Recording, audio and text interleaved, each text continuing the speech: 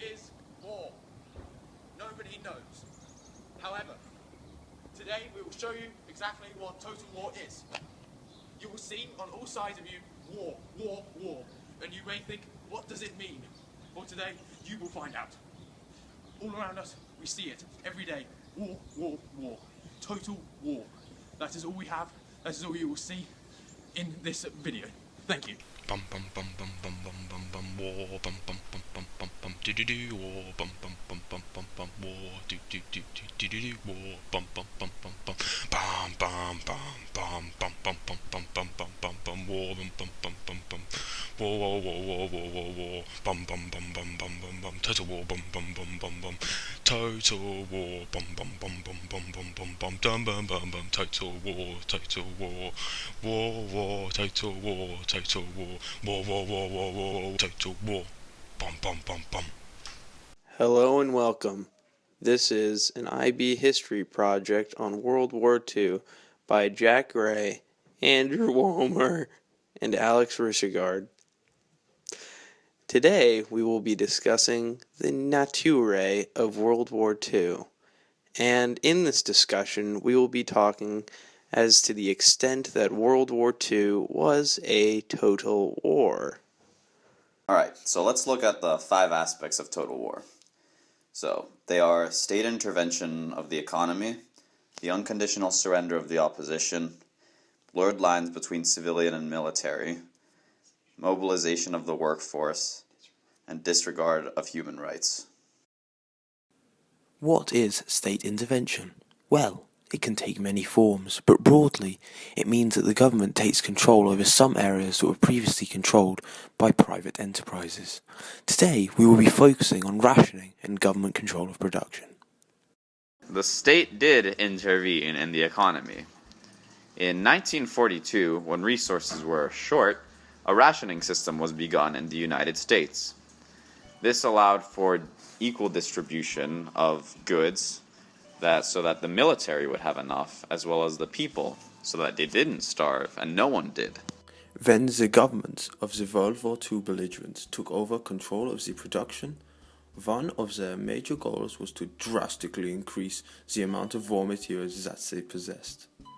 Everyone knows about the factories of the Second World War. However, the story of the raw materials they needed is untold in the annals of history. For every weapon and vehicle that was made, the militaries required precious resources, often untapped from outside the fatherland. The finest piece of specific evidence on this is Swedish iron ore. As neither Britain, France, nor Germany controlled iron ore, Sweden became crucial. The British Atlantic blockade and the German Operation Wasserglung, the invasion of Norway, were designed to prevent their enemies from retaining the crucial iron deposits. The success of Germany to convince the Swedish to continue exports kept the war going for years, as almost half of German iron came from Sweden.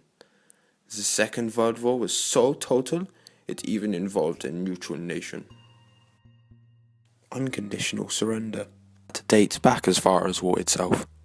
It declares that not only does a force seek to win, but will utterly destroy the government of its enemy. Here is Alex to tell you more about how it links into World War II. Let's look at the unconditional surrender. Now, Churchill and Roosevelt met in 1943 at Casablanca and decided that they would only accept the unconditional surrender of the cabbage and sausage people, aka the Germans. Ha ha ha, thank you very much, Adam. It really goes to show just how much the Allies wanted to get rid of the Axis. This approach is believed by revisionist historians like Alan Will to have forced Hitler into his suicidal approach at the end of the war. Okay, so let's take a look at the blurred lines between the civilians and the military. So some examples of this would be the bombings of Hiroshima and Nagasaki, where almost all the people that were killed in those were civilians. The Battle of Britain was also a pretty big one, and the bombings of Dresden in Germany, as well as the internment of the Japanese in America. So it's said that approximately 60 million people died in the war, and upwards of 38 million of those were civilians, so it's essentially 2/3, which is a pretty big number and illustrates the blurring of the lines. Let's look at the historiography with regards to the blurring of the lines in World War II. Simon Sebag Montefiore talks about how Russia suffered a total war, and the blurring of the lines between the civilians and militaries. In the war, Russia suffered as many as 28 million deaths, and as many as 18 million of those were civilians. This totals the second largest death toll of the next country, China. This death toll in Russia is remarkable and shows how involved the civilians were in the conflict. Many historians believe that blurred lines between civilians and military targets were a major contributing factor in our next item on the agenda, the violation of human rights. Alright, so now let's take a look at the complete disregard for human rights. This is shown in the Holocaust, where now we have evidence that the Allies knew of what was transpiring at the time, but did nothing to stop it. Other examples include the internment of the Japanese in America, the rape of the Eastern Europeans by the returning Russian soldiers, and as well as the what's so-called Manchurian rape by the Japanese. When it comes to specific evidence, it is crucial that we do not forget the violation of human rights perpetrated by the Japanese. Among atrocities such as mass murder, use of chemical weapons, systematic torture and rape, executions, ritualized cannibalism, forced labor, enslavement, looting, death marches, starvation, drowning, ethnic cleansing, burning live victims and beheading, to name a few, is Unit 731. At this facility, experimentation was carried out on live, conscious subjects. Some victims were buried alive. Others used to test flamethrowers and grenades.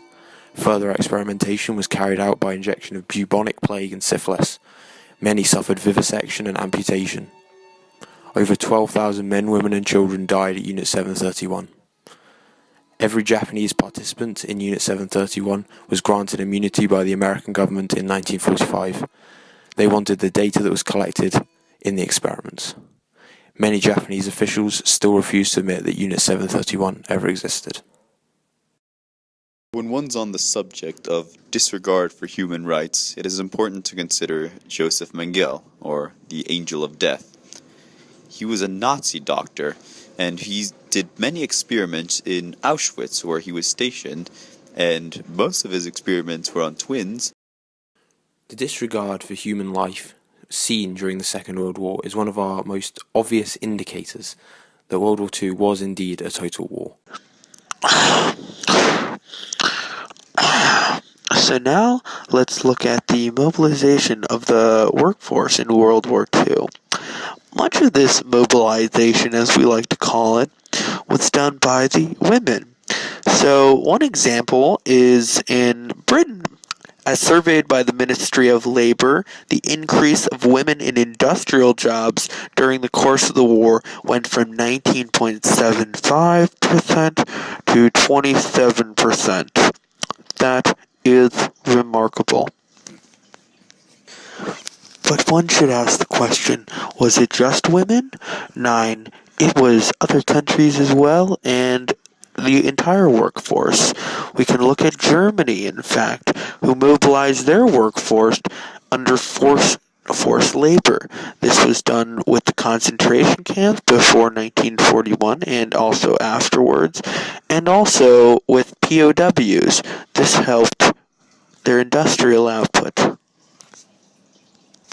This is pointed out by German historian William L. Scherer, Historian Alex de Hong points to how the Gulag, which mobilized the Soviet workforce through forced labor and kidnapping and arrest, greatly supported the war effort by supplying or producing arms and building railroads for the Soviet military to utilize. Let's start with looking at the mobilization of the workforce in America.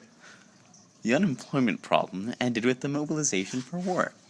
Out of a labor force of 54 million, unemployment fell in half, from 7.7 million in spring 1940 to 3.4 million in fall 1941.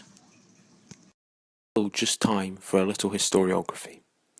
Snyder, a revisionist, cites German manufacturing as proof of total war. Richard Overy, however, notes the engagement of the people as the defining proof in his orthodox historian's view.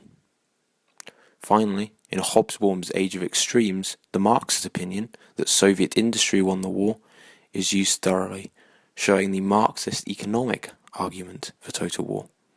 Notably, the historians that don't see World War II as a total war are often Holocaust deniers such as David Irving. Take from that what you will. The rest that don't believe that World War II is a total war often cite the lack of engagement fully by the Americans as one reason, mainly as a technicality, why the war does not count.